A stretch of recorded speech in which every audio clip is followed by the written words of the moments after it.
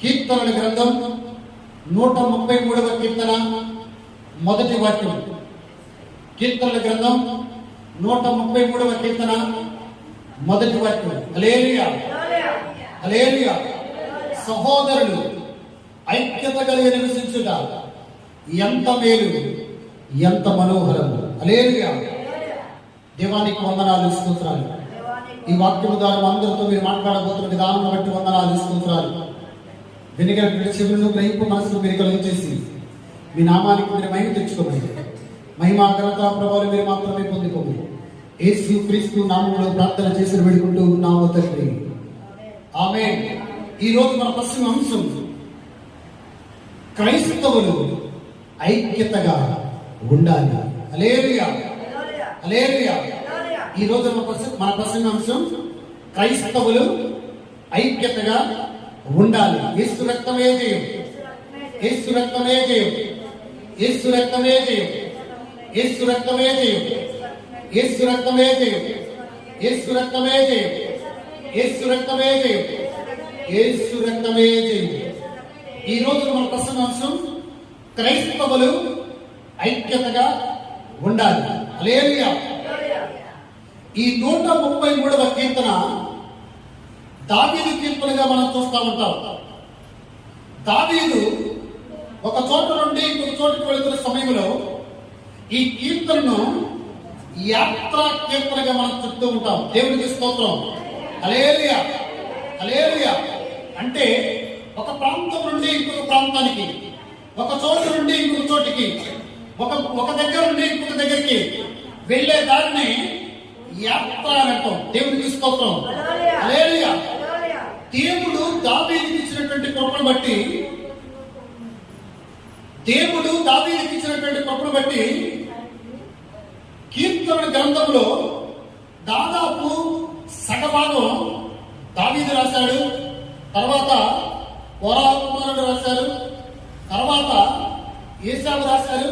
అంటే కీర్తనను ఈ యాత్రా కీర్తన, అలాగనే ఈ కీర్తన దావీదు చేత రాయించినటువంటి కీర్తనగా మనం చూస్తూ ఉంటాం. దేవుడికి స్తోత్రం. హల్లెలూయా. దావీదు ఒక చోట నుండి ఇంకొక చోటుకు వెళ్తున్న సమయంలో అనేకులు తనతో ఉండకుండా దూరం అయిపోతూ ఉన్నారంట. అంటే సపోజ్ ఇప్పుడు మనం ఒక ప్రాంతం నుండి కానీ, ఒక ప్లేస్ నుండి కానీ, ఒక ప్రదేశం నుండి కానీ ఇంకొక ప్రాంతానికి వెళ్ళాలన్నా, ఇంకొక ప్లేస్కి వెళ్ళాలన్నా, ఇంకొక ప్రదేశంలో మనం ఉండాలన్నా ఈ మధ్యలో మనం వెళుతున్న సమయంలో కొంతమంది మాత్రమే కలిసి నడుస్తారు. దేవుడికి స్తోత్రం. కొంతమంది మాత్రమే నీ పక్కన ఉంటారు, కొంతమంది మాత్రమే నీ వెనకాల ఉంటారు, కొంతమంది మాత్రమే నీ అడుగుజాడలో అడుగులు వేసుకుంటూ వెళ్తా ఉంటారు.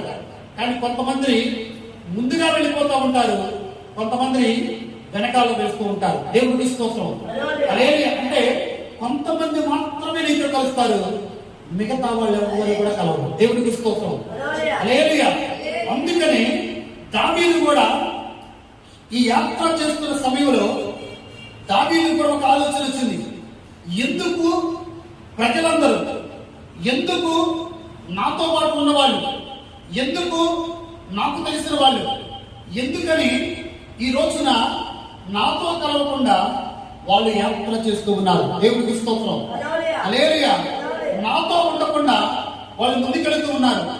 అందరము కలిసి నడిస్తే, అందరము కలిసి ప్రయాణిస్తే, అందరము కలిసి ప్రయాణిస్తున్న సమయంలో ఏది వచ్చినా కూడా అందరము ఒకే చోట ఉంటాము. కాబట్టి ఏ జంతువు గాని, ఏ క్రూర మృగం గాని ఏది కూడా ఏమీ చేయదు కదా.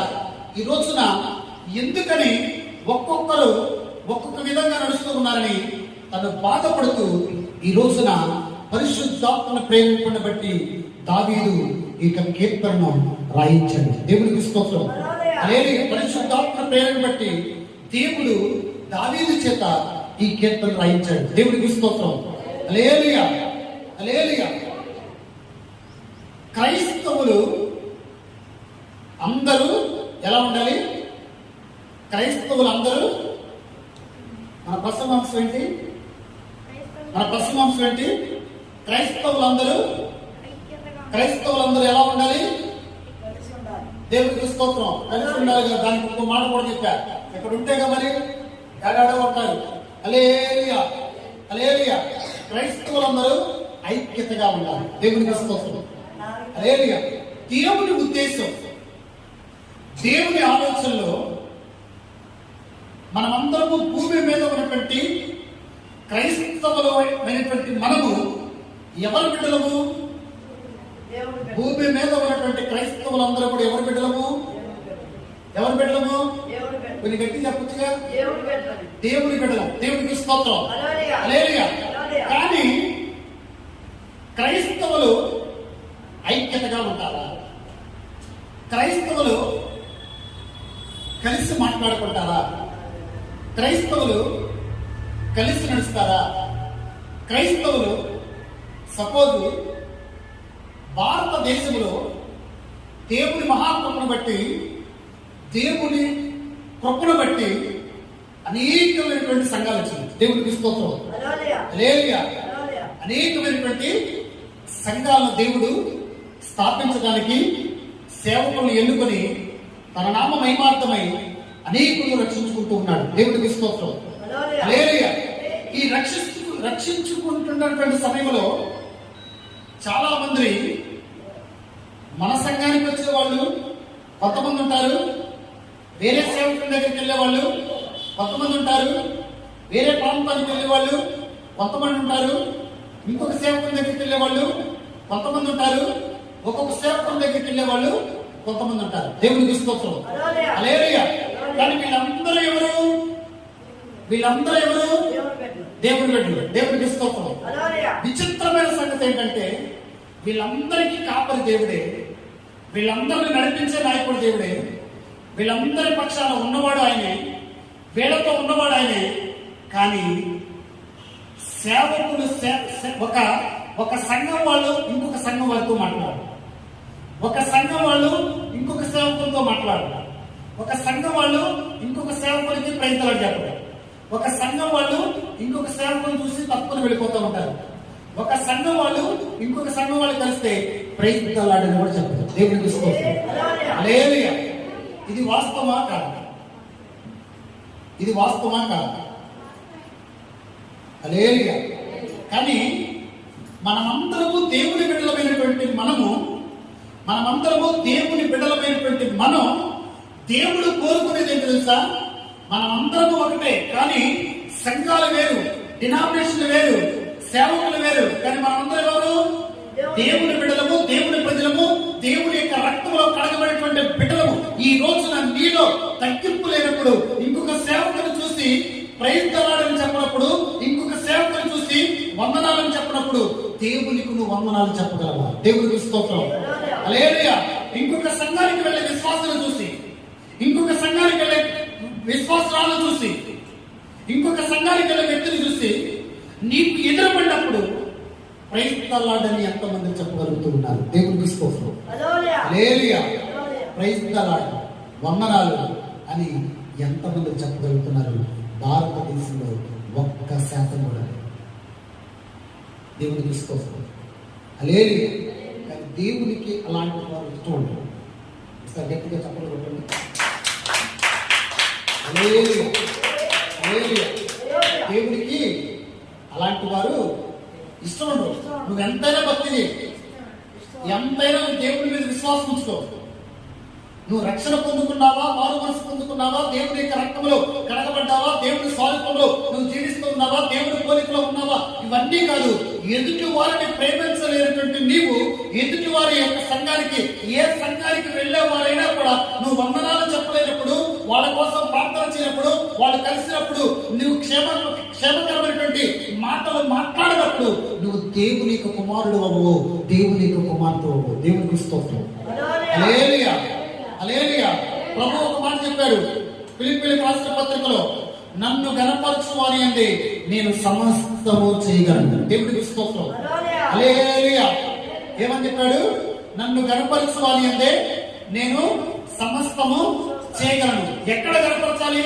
మందిరంలో ప్రభువుని కనపరచాలి, ఇంటి దగ్గర ప్రభువుని కనపరచాలి, ఇంకొక సంఘానికి వెళ్లే వాళ్ళు కలిసినప్పుడు కనపరచాలి, ఇంకొక సంఘానికి వెళ్లే వాళ్ళు నీకు దగ్గరలో ఉన్నప్పుడు వాళ్ళకి ఏదైనా బాధ వచ్చినా, ఇబ్బంది వచ్చినా, కరువు వచ్చినా, కష్టం వచ్చినా, నష్టం వచ్చినా, వ్యాధి వచ్చినా, ఏది వచ్చినా కూడా నీకు తోచిన సహాయం చెయ్యకపోయినా పర్వాలేదు, వాళ్ళ దగ్గరికి వెళ్ళి వాళ్ళతో మాట్లాడి నీకోసం మేము ప్రార్థన చేస్తాము, దేవుడు అద్భుతం చేస్తాడని ఒక భరోసా ఇవ్వడానికి నువ్వు ఇష్టపడితే ఆ భక్తిని, ఆ విశ్వాసాన్ని, ఆ మాటను చూసినటువంటి దేవుడు నిన్ను ఆశీర్వదిస్తాడు, నీ కుటుంబాన్ని దీవిస్తాడు. గట్టిగా చెప్పబడుతుంది దేవుడు నామమున.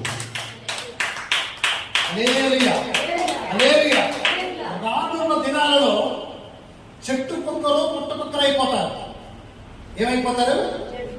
చెట్టు కుక్కలు పుట్ట కుక్కలు అయిపోతారు. కానీ దేవుని బిడ్డలమైనటువంటి మనం, మనతో ఉన్నవారు లోకములో ఉన్న వారి కంటే గొప్పవాడు. దేవునికి స్తోత్రం. మనలో ఉందెవరు? నువ్వు. మనలో ఉందెవరు? Okay, correct. దేవునికి స్తోత్రం. ఇప్పుడు అందరు ఇక్కడే ఉన్నారు. మనలో ఉందెవరు? లోకంలో ఉందెవరు? దేవుడు. నువ్వు దేవునికి స్తోత్రం. హల్లెలూయా. మనలో ఉంది యేసుక్రీస్తు ప్రభువారు, లోకములో ఉంది సాతాను. హల్లెలూయా, హల్లెలూయా. మనం ఎక్కడ ఉన్నా కూడా, మనం ఏ ఇంట్లో ఉన్నా, ఏ ప్రాంతంలో ఉన్నా, ఎక్కడ సేవ చేసినా, ఎక్కడ పని చేసినా, ఎక్కడ ఏది చేసినా కూడా ఇతరులను ఎప్పుడు కూడా ప్రేమిస్తూనే ఉంటారు, ఇతరులను ఎప్పుడు కూడా ఆదరిస్తూనే ఉండాలి, ఇతరులను ఎప్పుడు కూడా గౌరవిస్తూనే ఉండాలి. సపోజ్ నేను కనపడ్డా మీకు, నాకు ఏ విధంగా అయితే ప్రైజ్ గారు పాస్టర్ గారు, వందనాలు పాస్టర్ గారు చెప్తారో, ఇంకొక సేవకులు కనపడినప్పుడు కూడా వందనాలు చెప్పాలి, ప్రైజ్ గారు చెప్పాలి. దేవునికి స్తోత్రం. హల్లెలూయా, హల్లెలూయా. ఏమంటారు తెలుసా? వందనాలు చెప్పాలి, ప్రైజ్ రాడు. కానీ ఈరోజు ఎంతమంది చెప్తున్నారు? ఎంతమంది చెప్పడానికి ఇష్టపడుతున్నారు? ఎంతమంది నాకు తల్లులారా? హల్లెలూయా, హల్లెలూయా. నాకు చెప్తారు, బాగానే చెప్తారు, నీకు అనుకున్న వందనాలు మార్చారు అంటారు. మోడల్ కాలంలో సురేష్ అని ఒక ఉన్నాడు. పాపం అతను రీసెంట్గా ఒక సంవత్సరం క్రితం చనిపోయాడు. నేను బస్ స్టాండ్ దగ్గర కనపడితే ఒక 50 మీటర్ల దూరంలో ఉన్నా కూడా వందనాలు పాస్టర్ గారిని గట్టిగా వెళ్ళిపోయింది. రోడ్డు మీద కనపడితే, సపోజ్ నేను మందిరం దగ్గర ఉంటే వందనాలు పాస్టర్ గారు అనుకుంటూ వెళ్ళేవాడు. నేను మా ఇంటి దగ్గర కింద ఉంటే వందనాలు పాస్టర్ గారు అనుకుంటూ వెళ్ళేవాడు. నేనేమనుకుంది తెలుసా? ఎవరైనా చూస్తే ఏమనుకుంటారనుకున్నాను. కానీ తర్వాత అర్థమైంది, అతను చేసేదే కరెక్ట్ అని. గట్టిగా చప్పలు కొడుతుంది. యేసుక్రీస్తు ప్రభువారు ఈ రోజున నీ నుండి, నా నుండి కోరుకునేది ఏంటో తెలుసా? ఈ రోజున మనందరి నుండి కోరుకునేది ఏంటో తెలుసా? మనమందరం కూడా ఐక్యతగా జీవించాలి, మనమందరం కూడా కలిసి జీవించాలి, మనమందరం కూడా దేవుని బిడ్డలుగా, దేవుని కుమారులుగా, దేవుని కుమార్తెలుగా మనం జీవించాలి. మనమందరము డినామినేషన్ అంటే సంఘాలు వేరైనా కూడా మనమందరం కూడా దేవుని బిడ్డలము, దేవుని స్వారూపంలో సృష్టించినటువంటి బిడ్డలము, దేవుని యొక్క రక్తంలో కడగబడినటువంటి బిడ్డలము. మనమందరం కూడా ఒకే దేవుని కలిగినటువంటి మనము తేడాలు ఉండకూడదు. సంఘాలు వేరైనా కూడా మనుషులందరము కూడా ఒకటే. గట్టిగా చప్పలు కొడుతుంది. హల్లెలూయా, హల్లెలూయా, హల్లెలూయా. ఈ రోజున భారతదేశంలో అలా జరగట్లేదు. కొంతమంది ఉంటారు, నేను అందరి గురించి చెప్పట్లేదు, కానీ కొంతమంది ఏ సేవకుడు కనపడినా కూడా ప్రైజ్ ది లార్డ్ అంటారు, ఏ సేవకుడు కనపడినా కూడా వందనాలు అంటారు, ఏ సేవకుడు వాళ్ళ ఇంటి ముందుకు వెళుతున్నా కూడా వాళ్ళకి కనపడితే వెంటనే వాళ్ళు వందనాలు పాస్టర్ గారు, వందనాలు. అప్పుడు ఆ సేవకుడు అంటాడు, అమ్మా వందనాలు అమ్మా, ఏ మందిరానికి వెళ్తున్నారు అని అంటాడు. దేవుడికి తీసుకోవచ్చు. హల్లెలూయా. చాలా మంది, నేను మొదట్లో సేవకు వచ్చిన సమయంలో పాస్టర్ గారు మీ సంఘానికి వచ్చే వాళ్ళని ఏ సేవకులతో మాట్లాడే మాట్లాడని చెప్పారు. ఏంటిది?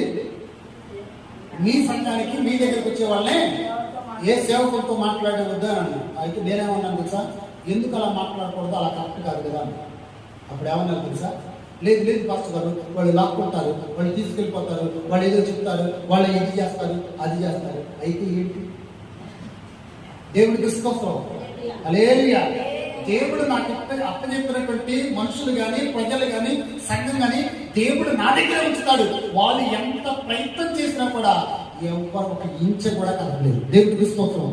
ఒకవేళ దేవుని ఆలోచనలో నువ్వు ఇక్కడ కాదు, నువ్వు అక్కడ ఉండాలి, ఆ సేవకుడి కింద ఉండాలి, ఆ సేవకుని మందిరంలో నువ్వు పరిచయం చేయాలి, ఆ సేవకుని మందిరంలో నువ్వు ప్రార్థన చేయాలి, ఆ సేవకుని దగ్గర నువ్వు పెరగాలి, ఆత్మీయంగా పెరగాలని దేవుడు ఆలోచిస్తే ఖచ్చితంగా నా దగ్గర ఉన్నటువంటి నీవు ఆ సేవకుని దగ్గరికి దేవుడే తీసుకెళ్తాడు. అక్కడ తన పని కోసం నిన్ను నిలబెడతాడు. గట్టిగా చప్పట్లు కొడుతూ దేవుడు. ఈ రోజున సంఘాలు వేరైనా, సేవకులు వేరైనా, మనం అందరం కూడా ఏంటిది విచిత్రమైన సంగతి చెప్పనా. సపోజ్ నేను రోడ్డు మీద వెళ్తున్నాను అనుకోండి, వేరే సంఘానికి వెళ్ళేవాడు కొంతమంది ఉంటారు, ప్రైజ్దలాడు పాస్టర్ గారు, వందనాలు పాస్టర్ గారు. కొంతమంది ప్రైజ్దలాడు చెప్పడం, వందనాలు చెప్పడం. సరే, నేను అవన్నీ పట్టించుకున్నాను. కానీ దేవుని యొక్క మహాకృపను బట్టి ఈ రోజుల్లో దేవుని ఎరగనటువంటి బిడ్డలు, దేవుని తెలుసుకున్నటువంటి బిడ్డలు, దేవుని దగ్గరికి రానటువంటి బిడ్డలు, నేను ఒక సేవకుడిని తెలిసి నేను ఆ రోడ్లో వెళ్తా ఉంటే, వందనాలు పాస్టర్ గారు, బాగున్నారు పాస్టర్ గారు అని వాళ్ళు పలకరిస్తారు. గట్టిగా చప్పట్లు కొడుతూ హల్లెలూయా, హల్లెలూయా. ఒక చోట నీకు మహిమ రాకపోవచ్చు, ఒక చోట నీకు ఘనత రాకపోవచ్చు, ఒక చోట నీవు తగ్గించబడి ఉండొచ్చు, ఒక చోట నీవు ఇలా ఉండొచ్చు. కానీ దేవుని యొక్క స్వరూపంలో ఉన్నటువంటి నీవు ఖచ్చితంగా ప్రతి సేవకుని గౌరవించాలి, ప్రతి సేవకునికి వందనాలు చెప్పాలి. గట్టిగా చప్పట్లు కొడుతుంది.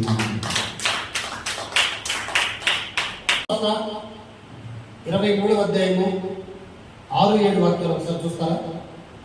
మత్తయి సువార్త 23వ అధ్యాయము 6-7 వాక్యాలు. దయచేసి ఎవరు మాట్లాడుతారు, దయచేసి ఎవరు మాట్లాడుతూ. మత్తయి సువార్త 23వ అధ్యాయము 6-7 వాక్యాలు. దేవునికి స్తోత్రం, హల్లెలూయా. విందులలో అగ్రస్థానములను, సమాజ మందిరంలో అగ్రపీఠములను, సంత వీధులలో వందనములను, మనుషుల చేత బోధకులను పిలబోటి కోరుదురు. మీరైతే బోధకులని పిలువబడవద్దు, ఒక్కడే మీ బోధకుడు, మీరందరూ సహోదరుడు. దేవునికి స్తోత్రం, హల్లెలూయా, హల్లెలూయా. యేసు క్రీస్తు ప్రభువారు పరిసయ్యులు సద్దుకాయల గురించి ఆయన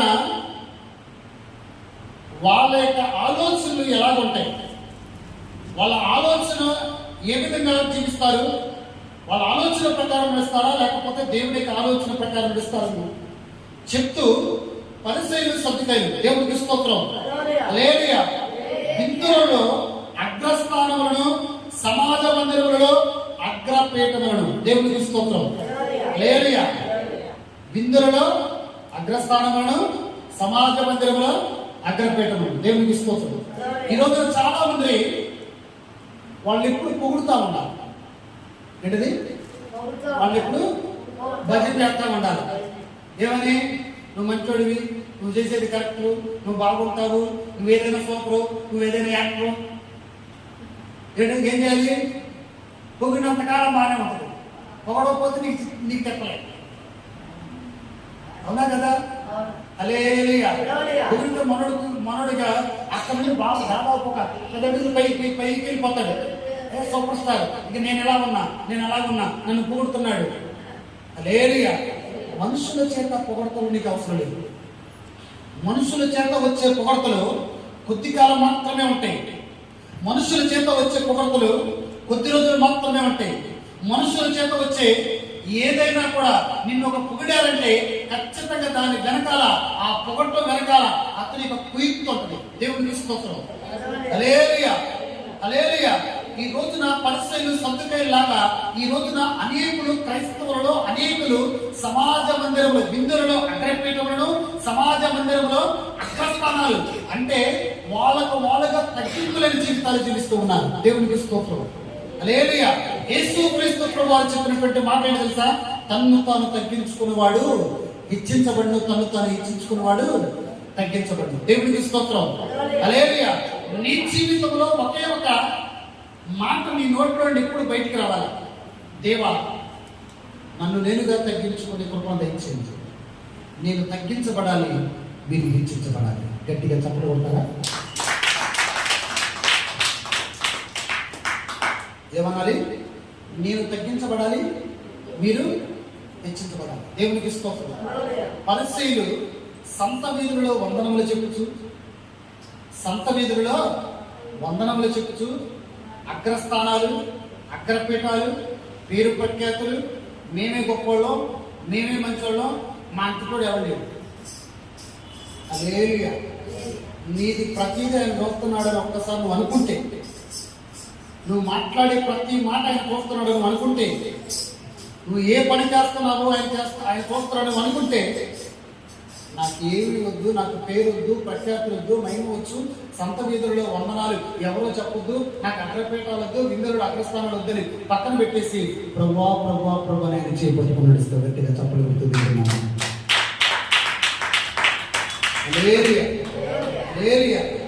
రోజున ప్రజలు ఎలాగ తయారయ్యారంటే, నీ పక్కనే ఉంటారు, నీకే పోయి. దేవునికి స్తోత్రం. ఆమె తీసినట్టున్నారు, ఆమె దేవుడు తీసినట్టున్నారు. అవునగా దేవునికి మహిమ కలుగును గాక. నీ పక్కనే ఉంటారు, నీ పక్కన నుండి ఏం చేస్తున్నారో వాళ్ళతో. నీ పక్కనే ఉంటారు, నీ దగ్గర విన్న విషయాలన్నీ కూడా నీ దగ్గర నీ నోట్లో నుండి ఏ మాటలు బయటకు వస్తారో అన్నీ వింటారు. అవన్నీ విన్న తర్వాత నీకు తెలియని వాళ్ళకు కూడా చెప్తారు. అందుకని దేవుడు ఈరోజు మనతో మాట్లాడతారంటే మాట ఏంటి తెలుసా? నీ పరిస్థితి, నీ విషయాలు నీ హృదయంలోనే ఉంచుకోవాలి తప్ప ఇంకొక వ్యక్తితో ఎప్పుడు కూడా పంచుకోవద్దు. దేవుడికి స్తోత్రం. హల్లెలూయా, హల్లెలూయా, హల్లెలూయా. ఏం చేయాలి? నీ పరిస్థితి, నీ మాటలు, నీ ప్రవర్తన ఏదైనా కూడా నువ్వు ఒకవేళ కన్నీరు కాలుస్తున్న సమయంలో కానీ, దుఃఖపడుతున్న సమయంలో కానీ, వేదన పడుతున్న సమయంలో కానీ, బాధపడుతున్న సమయంలో కానీ, ఏ సమయంలోనైనా కూడా నీ నోటిలో నుండి నీ యొక్క కొన్ని ఎవరికీ చెప్పుకోలేటువంటి మాటలు ఉంటే చూసారా, అవి ఎప్పుడు కూడా ఎవరితో చెప్పుకోవాలి. ఎప్పుడైనా చెప్పుకోవాలంటే ఒక్క దేవునికి మాత్రమే వివరించింది. దేవునికి స్తోత్రం. హల్లెలూయా. ఒక దేవునికి మాత్రమే ఆయన హెచ్చిస్తాడు, ఆయన దీపిస్తాడు, ఆయన ఆశీర్వదిస్తాడు, ఆయన నీ స్థితిని మారుస్తాడు. నువ్వు ఎంత ప్రయాసపడి, ఎంత కష్టపడి, ఎంత బిజినెస్ చేసి, ఎంత డబ్బులు సమకూర్చుకోవాలని ప్రయాసపడినా కూడా నీ ప్రయాస అంతా కూడా ఏదో ఒక రోజున వ్యర్థమైపోయింది. కానీ ఆయన ఇచ్చే ఆశీర్వాదం, ఆయన ఇచ్చే దీవెనలు నీ జీవితాన్ని స్థిరంగా ఉంచుతాయి, నీ జీవితాన్ని అభివృద్ధి పరుస్తాయి, నీ జీవితంలో కొదువ కొరత లేకుండా చేస్తాయి. ఇవి ఎప్పుడు జరుగుతాయి తెలుసా? నీవుగా దేవుని సన్నిధిలో ఎక్కడైనా కూడా, దేవా నేను తగ్గింపు జీవితాన్ని కలిగి జీవిస్తాను, నన్ను నేను తగ్గించుకుంటాను ప్రభా, నేను తగ్గించబడాలి, మీరు మాత్రమే హెచ్చించబడాలని ఆ మాట ఎప్పుడైతే నువ్వు పలుకుతావో ఆటోమేటిక్గా ఆ రోజుని దేవుడు నిన్ను ఆశీర్వదిస్తాడు. గట్టిగా చెప్పగలుగుతుంది.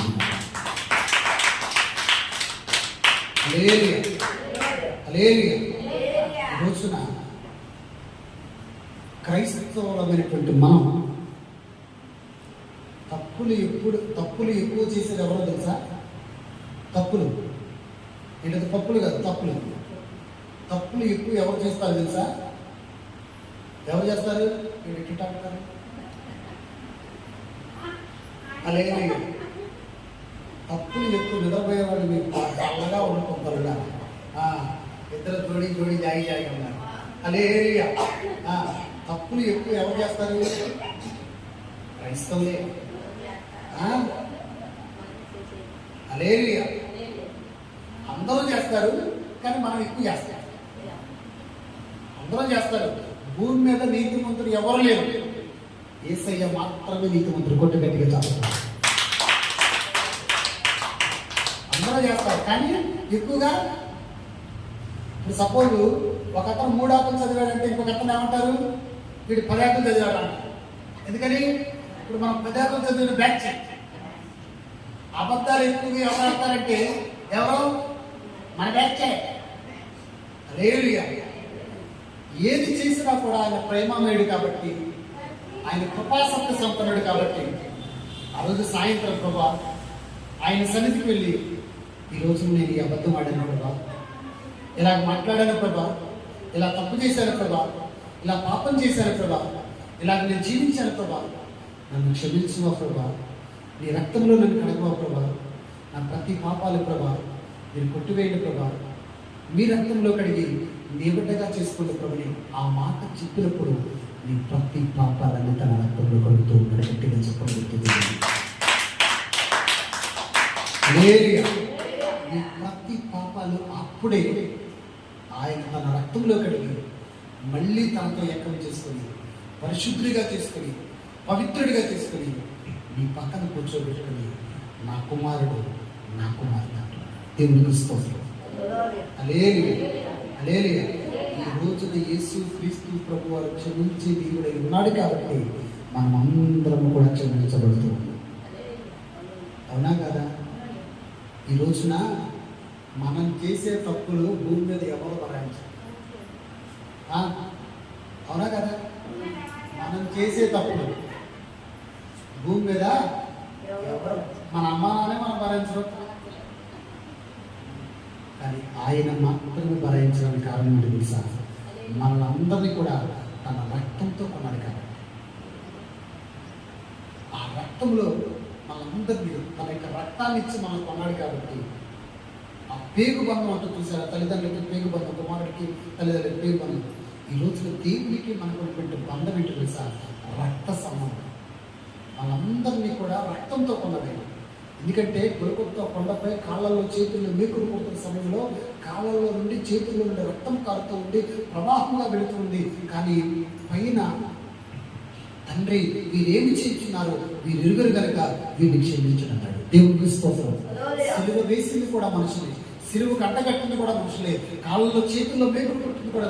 ఆయన ఎవరి కోసం అయితే వచ్చారో వాళ్ళందరి కోసం, వాళ్ళందరూ ఎవరిని రక్షించడానికి అయితే వచ్చాడు, ఎవరిని బాగు చేయడానికి అయితే వచ్చాడు, ఎవరిని సరి చేయడానికి అయితే వచ్చాడు, ఎవరిని దీవించడానికి అయితే వచ్చాడు, ఎవరిని ఆశీర్వదించడానికి అయితే వచ్చాడు, ఎవరిని బాగు చేయడానికి వచ్చాడు, వాళ్ళే మళ్ళీ యేసును సిలువగా అంటగట్టారు. దేవునికి స్తోత్రం.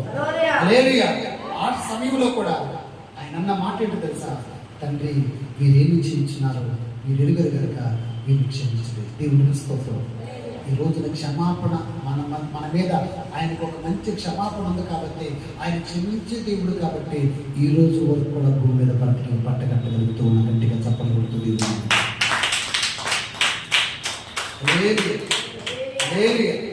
ఈ రోజున క్రైస్తవులైనటువంటి మనం మన క్రియలను బట్టి ప్రభువును కావచ్చు.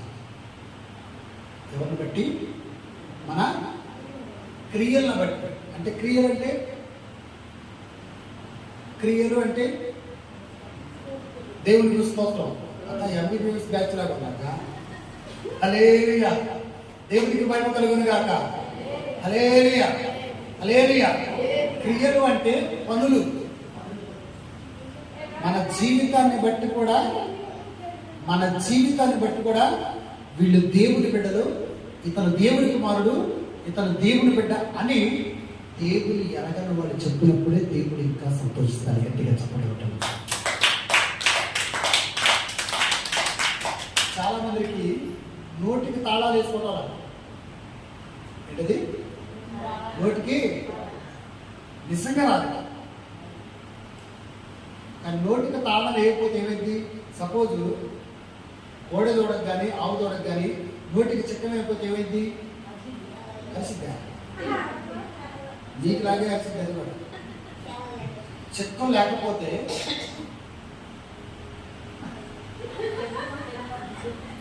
చెప్పేది కరెక్టే చెప్పు. నువ్వు చెప్పేది కరెక్టే కాబట్టి నాకు వినపడలేదు. చెప్పు కరెక్టే అంటే ఒకటి వినపడింది. హల్లెలూయా హల్లెలూయా. దేవునికి స్తోత్రం. ఒక కోడె దూడకు కానీ ఆవు దూడకు కానీ ఎందుకు చెక్కు వేస్తారు తెలుసా? ఏ పొలంలో పెడితే ఆ పొలంలో వేయకుండా ఉంటుంది. గట్టు మీద చెక్క ఉంటే గట్టు మీదకి వెళ్ళిద్ది. చెక్క లేకపోతే ఏమిద్ది? తల్లి ఎదురెళ్తుంది అనుకో, ఇది అటు దూకిద్ది, ఇటు దూకి, అటు ఇలా ఉంటుంది, ఇటు ఇలా ఉంటుంది. అటుగా నోటి ఆ మళ్ళీలో కొంచెం కంటే ఈ మళ్ళీలో కొంచెం దేవుడికి తీసుకొస్తుంది. హల్లెలూయా. క్రైస్తవులు నోటికి తాళం వేయాలి. చిక్క ఈ చిక్క వేయకపోతే ఆశీర్వాదాలన్నీ కోల్పోతాయి, దీవెనలన్నీ కోల్పోతాయి. దేవునికి స్తోత్రం. హల్లెలూయా. అసలు మామూలుగా క్రైస్తవులో ఒక సేవకుడు ఉన్నాడు. క్రైస్తవులు మందిరంలో ఉన్నంతసేపు కుందేలు పిల్లలు, బయటికి వెళ్ళిపోయిన తర్వాత పంది పిల్లలు అన్నాడు. ఏమన్నాడు? ఒక సేవకుడు క్రైస్తవులు మందిరంలో ఉన్నంతసేపు కుందేలు పిల్లలు, బయటికి వెళ్ళిపోయిన తర్వాత ఎందుకని? హల్లెలూయా. దేవునికి మహిమ కలుగును గాక. బయటికి వెళ్ళిన తర్వాత ఏంటి? యథారంగా తదాపంగా అయిపోయింది. మన మందిరం అయిపోయింది, ప్రాంతం అయిపోయింది, ఏం లేదు చేసుకో. మళ్ళీ ఇళ్లలో డిస్కో డ్యాన్స్, ఇళ్లలో పాటలు, ఇళ్లలో పాప. హల్లెలూయా. ఇక నోరు తెలిస్తే అమ్మగారు వస్తూ ఉంటుంది. నేను చెప్పవలసింది, మన నోటికి ఎప్పుడైనా తల వేసి ఉంటుంది కదా. దేవుడు సంవత్సరాలు మనకి ఇస్తున్నాడే, దేవుడు సంవత్సరాలు మనకు కాపాడుతున్నాడే, దేవుడు సంవత్సరాలు తన కొట్లో భద్రపరుస్తున్నాడే, దేవుడు సంవత్సరాలు ఆయుష్ ఇస్తున్నాడే, దేవుడు సంవత్సరాలు ఆహారం ఇస్తున్నాడే, దేవుడు సంవత్సరాలు మంచి వస్త్రాలు ఇస్తున్నాడే. ఈ రోజున మన ప్రవర్తన ఎలాగ ఉంది, మన మాటలు ఎలాగ ఉన్నాయి, మన చూపులు ఎలాగ ఉన్నాయి, మన ఆలోచనలు ఎలాగ ఉన్నాయి, అసలు మనము దేవునికి అనుకూలంగా, దేవునికి ఇష్టలుగా, దేవుని కుమారులుగా జీవిస్తున్నామా లేదని ఏ రోజైనా కూర్చొని ఆలోచించాలి. హల్లెలూయా. అందరిలాగా ఉండకూడదు, అందరిలో ఒకటిగా ఉండాలి. దేవునికి స్తోత్రం. అందరిలాగా ఉండకూడదు, అందరిలో ఒకటిలాగా ఉండాలి. దేవునికి స్తోత్రం. దేవుని మానవత్వం బట్టి రీసెంట్గా నేను కొంచెం ఇల్లు మారాను. ఇల్లు మారిన తర్వాత మా ఇంటి గోడ పక్కన ఒక గుడి ఉంది. ఆ మహాతల్లి పొద్దున్నే 6 మైకి పెడుతుంటారు. పొద్దున్నే 6 గంటలకే మైకి పెట్టింది. సరే, నేను ఆ రోజు శుక్రవారం వెళ్ళాను ఇంట్లోకి. ఓ శుక్రవారం పెట్టిద్దులు అనుకున్నాను. అది ఏముందలే, తలుపులు వేసుకుంటే పర్లేదులే అనుకున్నా. ఆ మహాతల్లి శుక్రవారం కాదు, శుక్రవారం పెడుతుంది, శనివారం పెడుతుంది, ఆదివారం. మొన్న పండుగ రోజు వాయించుడే వాయించు. దేవునికి స్తోత్రం. నేనేమంటున్నాను వచ్చాను, ఆ సౌండ్ ఆ మైక్ పాడేటట్టు చేయలేదు. హల్లెలూయా హల్లెలూయా అన్న తర్వాత ఎందుకంటే మళ్ళీ బాధేసి, ప్రభా మీరు కార్యం చేయగలిగిన శక్తిమంతుడు, ప్రభా మీరు సమస్తం సాధ్యమని అనుకున్న తర్వాత ఒక పావు గంట తర్వాత మైక్ సౌండ్ ఆపి గట్టిగా చప్పట్లు కొడుతుంది. హల్లెలూయా. అప్పుడు నేను వెళ్ళినప్పుడు అసలు మామూలుగా దడలాడిచ్చాను. ఇప్పుడు ఏంటో తెలుసా, మనకే ఇబ్బంది లేకుండా ఆమెకే ఇబ్బంది లేకుండా దేవుని చూసుకోవచ్చు. ఇప్పుడు సపోజ్ మన దగ్గర కూడా అంతే, పైన గొట్టాలు పెట్టారు. కొంతమంది ఇబ్బందిగా ఉంటాయి. ఒకవేళ సౌండ్ ఎక్కువైనప్పుడు వాళ్ళు వచ్చి చెప్పినప్పుడు ఖచ్చితంగా మనం ఆపేమనుకోండి, తగ్గించామనుకోండి, ఎవరికి ఇబ్బంది ఉండదు. అవునే కదా?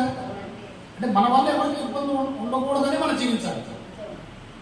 అదే ఆపలేదనుకో, అప్పుడేమైంది ఇబ్బంది, వాళ్ళకి ఇబ్బంది, మనకి ఇబ్బంది, ఘర్షణ ఇవన్నీ.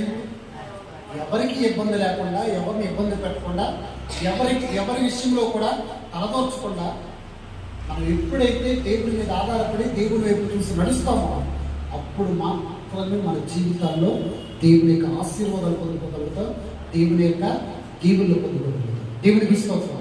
కొంతమంది మాటికి వాళ్ళ ఫ్యామిలీకి ఏలెత్తి పెడతా ఉంటారు, వాళ్ళ కుటుంబంలోకి ఏలెత్తి పెడతా ఉంటారు, వాళ్ళ జీవితంలోకి ఏలెత్తి పెడతా ఉంటారు.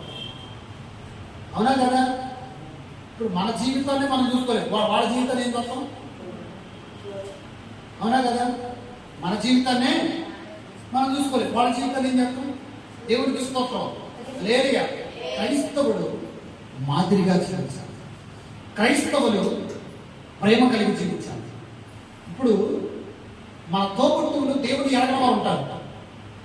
హల్లెలూయా. మన తోబుట్టువులు, మన రక్త సంబంధికులు, మన స్నేహితులు, మన ఇరుగుపురు వారు దేవుని ఎరగని వారు ఉంటారు. ఎరగని వారు ఉన్నప్పుడు మనం ఖచ్చితంగా వాళ్ళతో మనం ప్రేమ కలిగి జీవించాలి తప్ప మీరు వేరు మేము వేరు అని ఎప్పుడు కూడా జీవించకూడదు. మీ పద్ధతులు వేరు మా పద్ధతులు వేరు అని ఎప్పుడు కూడా జీవించదు. ఎందుకంటే వాళ్ళ కోసం నువ్వు ప్రార్థన చేయడానికి ఇష్టపడితే ఖచ్చితంగా వాళ్ళని ప్రేమిస్తావు. ఎందుకంటే నువ్వు రక్షింపబడిన విధంగా వాళ్ళు కూడా రక్షింపబడాలని నువ్వు ఆశ ఉంటే వాళ్ళతో ఐక్యతగా ఉంటావు, వాళ్ళతో సంబంధం కలిగి ఉంటావు, వాళ్ళతో ప్రేమ కలిగి ఉంటావు, వాళ్ళని ఆదరిస్తావు. వాళ్ళ యొక్క బాధల్లో, వాళ్ళ యొక్క కష్టాల్లో, నష్టాల్లో ఏమైనా కూడా నేను కూడా ఉన్నాను, మీతో ఉన్నానని చెప్పడానికి నువ్వు వాళ్ళతో ప్రేమగా జీవించినప్పుడు మాత్రమే వాళ్ళకి అర్థమైంది. కానీ ఒక్కొక్కసారి ఈ రోజులు ఏం చేస్తారో తెలుసా? మీరు వేరు మేము వేరని విడదీసి బ్రతుకుతూ ఉన్నారు క్రైస్తవులు. దేవునికి స్తోత్రం. హల్లెలూయా. అందుకని ఈ రోజు నుండి దేవుని బిడ్డగా చెప్తున్నా, దేవుని సేవకుడిగా చెప్తున్నా, మనకు మనం మారాలి. ఏం చేయాలి? మీరు ఒక తీర్మానం తీసుకోవాలి. ఈరోజు నిద్రపోయేవాళ్ళు కూడా హల్లెలూయా హల్లెలూయా. నందికి వెళ్ళి వచ్చేసింది పాపం, నిద్రలో నందికి వెళ్ళి వచ్చేసింది. ఈరోజు ఒక తీర్మానం తీసుకోవాలి. ఏ తీర్మానం తెలుసా? ఈ రోజు నుండి ప్రభు నా నోటికి నేను తాళగట్ట. ఏంటది? ఈ రోజు నుండి ప్రభు నా నోటికి నేను తాళగట్ట. నాకు తాళగట్ట రాట్లా, నువ్వు తాళగట్ట. హల్లెలూయా. ఏం చేయాలి? నాకు తాళగట్ట రాట్లా, నువ్వు తాళగట్ట. నా వల్ల కావట్లేదు ప్రభు. వాళ్ళు ఏమనంటే ఒంటి కాలం మీద వేసిపోతాను. అసలు మామూలుగా ఒకరోజు ఒక గ్రామానికి వెళ్ళి, ఆ పేరు చెప్పలేదు ఎందుకంటే మళ్ళీ అక్కడ వదులుతారండి. హల్లెలూయా. వెళ్తే ఒక ఆయన ఏం తిట్టుకుంటున్నారు, ఏం తిట్టుకుంటున్నారు, మామూలు తిట్టుకోట్ల, అన్నీ ట్యాక్ అన్నీ వినకూడనే, అన్నీ. సరే నేనేమన్నాను తెలుసా? సరే పర్లేదు, ఇవన్నీ జరుగుతూ ఉంటే మా ప్రార్థన పెడతాం, ఆడవాళ్ళు చేస్తాం, ఇబ్బంది లేదు, నేను ప్రార్థన స్టార్ట్ చేస్తాను. విచిత్రమైన సంగతి ఏం తెలుసా? 7:30 మన ప్రార్థన కూర్చుంది.